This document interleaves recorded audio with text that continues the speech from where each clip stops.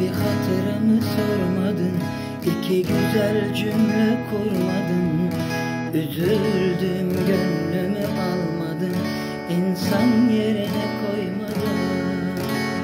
Gözünde sözünde bir değil, gözümde değerin sessiz. Sen benim aşkımın önündeyin. Gözün